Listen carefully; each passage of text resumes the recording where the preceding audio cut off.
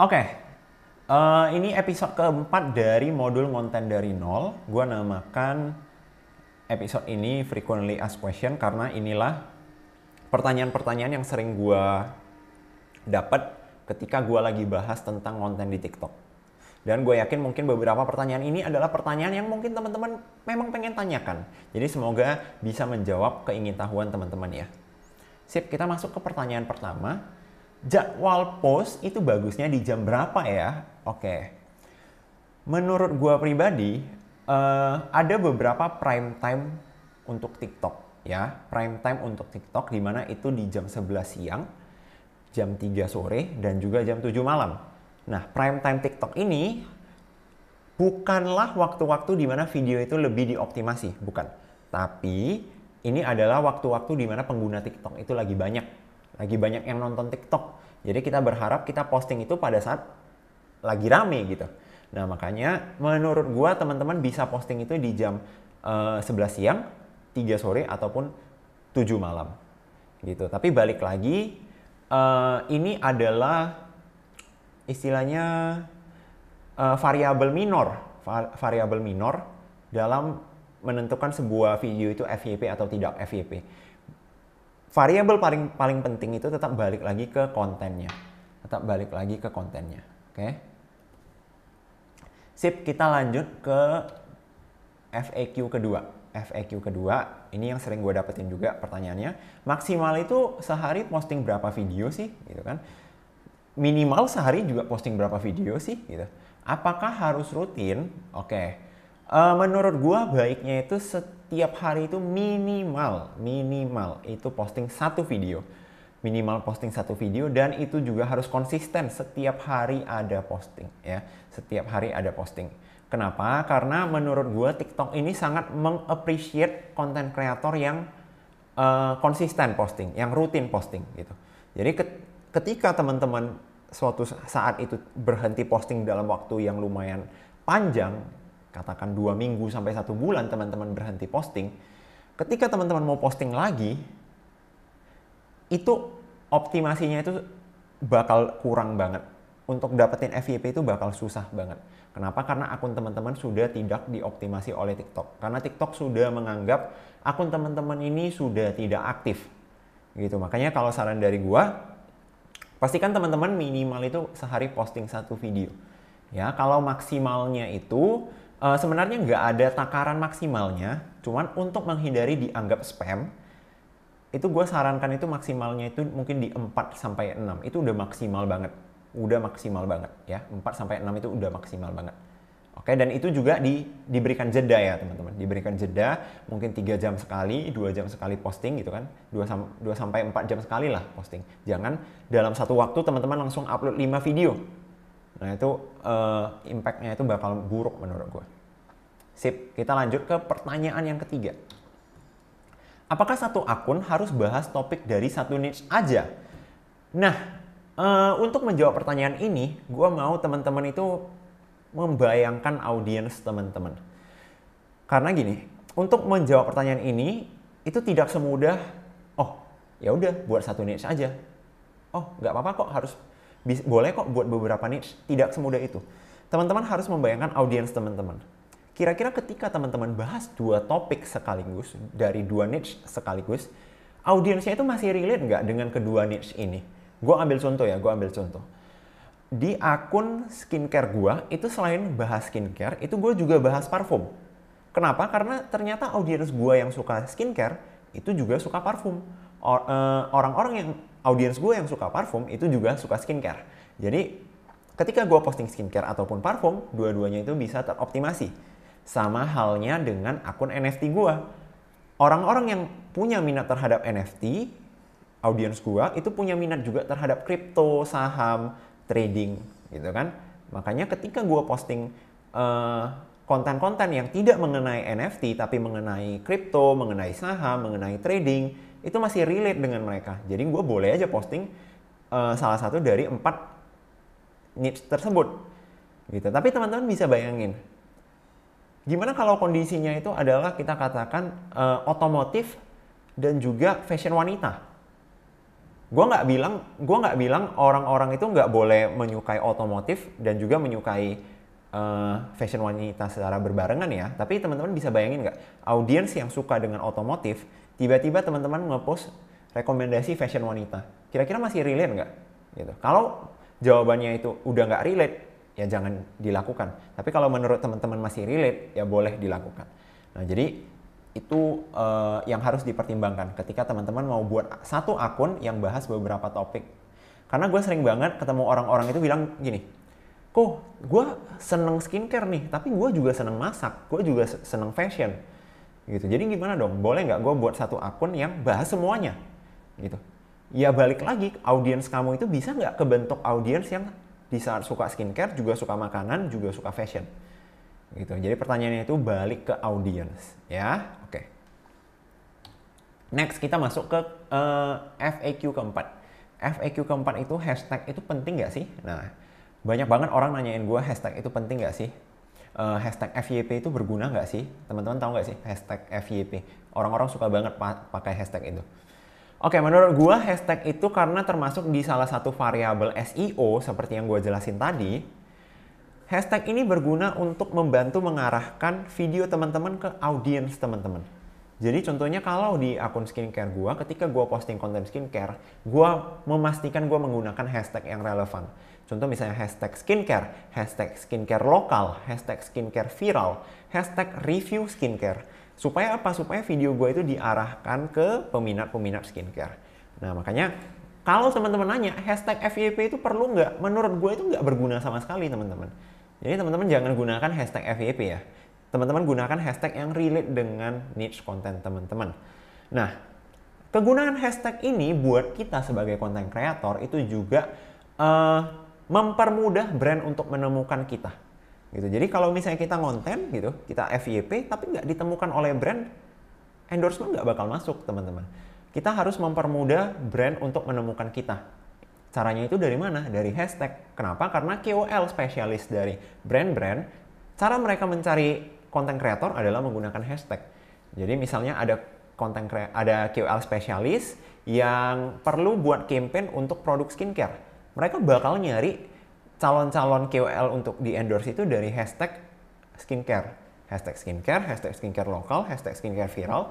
Makanya semua video gue itu gue pasangin hashtag tersebut supaya gue mudah ditemukan oleh KOL spesialis. Apalagi kalau misalnya video gue itu masuk ke pencarian teratas. Itu udah mudah banget buat gue ditemukan untuk di-endorse.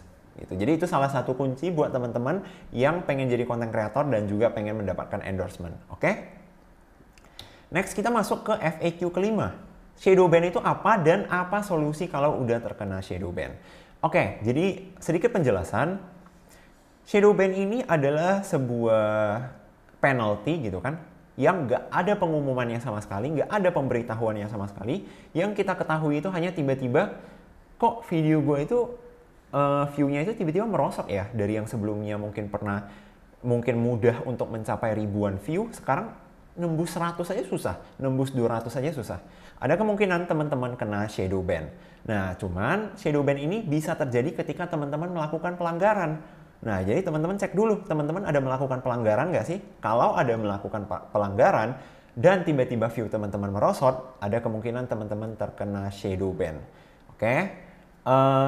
Apa solusi kalau terkena dari shadow ban? Oke, menurut pengalaman gue pribadi, di akun NFT gue, itu sebelumnya gue pernah terkena shadow ban karena gue melakukan pelanggaran. Video gue yang normalnya itu nembus 50.000 itu sangat mudah ya, nembus 50.000 view itu sangat mudah. Tiba-tiba nggak tahu kenapa besoknya itu susah banget nembus 2.000 view itu susah banget. Bisa teman-teman bayangin ya, dari yang mudah nembus 50.000 view jadi sulit nembus 2.000 view. Lumayan parah ya. Akhirnya satu-satunya solusi yang gue dapatkan itu adalah kita harus tetap rutin konten. Nggak peduli view-nya walaupun merosot, kita tetap rutin konten sampai shadow ban ini sendiri itu terangkat. Ya, kalau di kasus gua itu shadow ban-nya itu berlangsung selama 1 bulan lebih. Jadi ya udah 1 bulan lebih view gua itu sangat-sangat rendah, tapi pelan-pelan itu naik lagi. Ya, pelan-pelan itu naik lagi dan membaik lagi. Kenapa gue bilang ketika terkena shadow ban harus tetap rutin konten? Alasannya itu simple. Ketika teman-teman terkena shadow ban, gue bisa kebayang lah impact terhadap mental teman-teman gitu. Karena pernah kejadian juga di gue. Tiba-tiba video itu jadi sepi banget, kadang kan jadi males ya ngonten. Tapi teman-teman harus tahu, ketika teman-teman berhenti ngonten, itu malah memperburuk kondisi akun teman-teman. Jadi udah kena shadow ban karena teman-teman males ngonten lagi, si TikTok ini nganggap akun teman-teman udah nggak aktif. Nantinya ketika teman-teman mau balik konten lagi di akun tersebut, itu bakal sulit banget. Nah, jadi satu-satunya solusi buat gua untuk kalian yang terkena shadow ban itu adalah satu, tetap konsisten konten. Dua, pelajarin pelanggaran apa yang teman-teman lakukan dan jangan sampai melakukan lagi. Jangan sampai pelanggarannya itu terjadi lagi, karena semakin sering pelanggaran terjadi, penaltinya bakal makin berat. Yang paling berat ya akun kalian itu bakal hilang. Gitu ya, jadi teman-teman mau hindari itu. Oke, terus kita masuk ke FAQ ke-6. Audio atau sound trending itu sebenarnya pengaruh nggak sih? Oke, menurut gue itu sangat berpengaruh. Makanya salah satu fitur yang gue sediakan di grup premium WalkMe itu adalah tiap minggunya kita bakal update sound trending dan audio trending untuk member-member. Supaya apa? Supaya member-member itu nggak perlu banyak riset, tapi selalu update dengan audio terbaru. Karena audio ini penting banget. Teman-teman ingat nggak pas masa-masa Piala Dunia itu, FYP itu dipenuhi dengan sound ini, sound Brazil Dance itu. Kalau teman-teman ingat, kalau teman-teman nggak ingat, teman-teman cek aja di TikTok Brazil Dance Sound. Nah, lagu itu sering banget masuk ke FYP. Alasannya kenapa? Karena lagu tersebut itu lagi trending. Orang itu banyak yang lagi pengen dengerin lagu tersebut, walaupun lagunya itu hanya sekedar 15 detik doang ya, tapi orang-orang itu pengen denger. Bahkan gue yakin teman-teman kadang pernah nggak sih nontonin video tapi teman-teman itu nggak terfokus sama videonya, lebih terfokus sama soundnya, background soundnya gitu. Nah, itu alasan menurut gue kenapa menggunakan sound trending di video kita itu berguna banget ya. Itu membantu banget supaya video kita itu masuk FYP. Makanya sering juga orang-orang melakukan ini. Dia pasang audionya ke video tersebut, audio yang lagi trending, sound yang lagi trending, tapi soundnya itu di 0. Supaya apa? Supaya videonya ini masih terkena optimasi dari audio trendingnya, tapi tanpa munculin audionya beneran. Gitu. Oke? Lanjut, kita masuk ke FAQ ke-7. Traffic luar kalau masuk ke TikTok ada efeknya atau tidak? Oke, menurut gue itu ada, tapi selama trafficnya itu yang masih organik ya. Jadi contohnya gini, ketika gue posting video di TikTok, gue share cuplikannya ke Instagram dan gue taruh link TikTok gue, video tersebut. Nah, itu bisa mengundang traffic luar, traffic dari IG untuk masuk ke TikTok. Nah, ntar gue bakal dapat evaluasi lagi kan, follow, like, comment, dan share, watch time, rewatch. Nah, tapi menurut gua ini jangan di-abuse teman-teman. Jangan di-abuse itu maksudnya gimana? Ketika gua bilang traffic luar masuk ke TikTok itu efeknya baik, itu bukan berarti teman-teman boleh beli view ya, bukan berarti teman-teman boleh beli likes ya atau komen ya. Itu jangan. Karena kenapa? Algoritma TikTok itu sangat pintar. Dia bisa membedakan engagement yang organik dan yang palsu gitu. Dan yang parahnya itu adalah ketika TikTok ini malah menganggap engagement palsu teman-teman itu adalah engagement asli, itu audiens teman-teman bakal hancur. Kenapa? Karena FYP teman-teman nggak bakal diarahkan ke orang-orang yang peminat konten teman-teman, tapi malah diarahkan ke grup dari engagement yang aneh-aneh ini ya. Ketika teman-teman misalnya beli like, beli komen, beli share, itu semua bisa dibeli teman-teman. Cuman akun teman-teman, audiens teman-teman itu bakal rusak. Jadi saran gue itu traffic luar boleh nggak masuk ke TikTok? Boleh, selama emang itu adalah peminat dari konten teman-teman ya. Jangan beli traffic yang non-organik. Oke? Next, device itu pengaruh nggak terhadap FYP? Oke, banyak banget orang yang nanya, kalau konten itu harus pakai iPhone nggak sih? Nah, jawaban gue itu nggak harus ya, nggak harus teman-teman.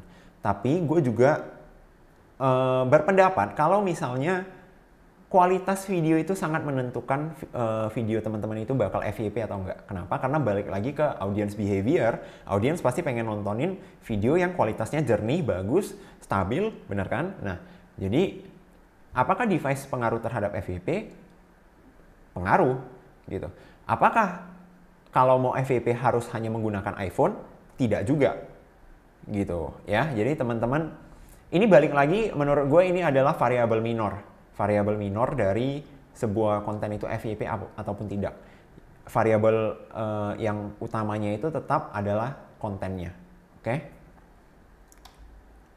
Next, fokus pertama untuk pemula di TikTok. Oke, menurut gua ini teman-teman bisa menggunakan hack yang tadi gue jelaskan, yang new account plus posting banyak-banyak itu. Jadi ketika teman-teman buat akun baru, pastikan teman-teman posting banyak dan konsisten. Gitu. Itu fokus pertama untuk pemula di TikTok. Karena kenapa? Fokus pertama untuk pemula di TikTok adalah nyari FYP dulu. Karena followers, penonton, audience itu semua hanya bisa didapatkan lewat FYP. Makanya fokus pertama untuk pemula di TikTok, mau itu content creator, mau itu brand owner, adalah nyari FYP dulu. Bisa menggunakan trik hacking yang tadi gue bilang, buat new account dan posting konten yang banyak dan juga konsisten. Ya, dan juga relatable dengan audiensnya. Oke, jadi ini ending dari modul konten dari nol, dari WAKMI FYP Blueprint. Gue berharap dari modul ini teman-teman bisa setidaknya itu mengerti gimana sih cara memulai konten di TikTok sampai bisa mendapatkan FYP secara mandiri.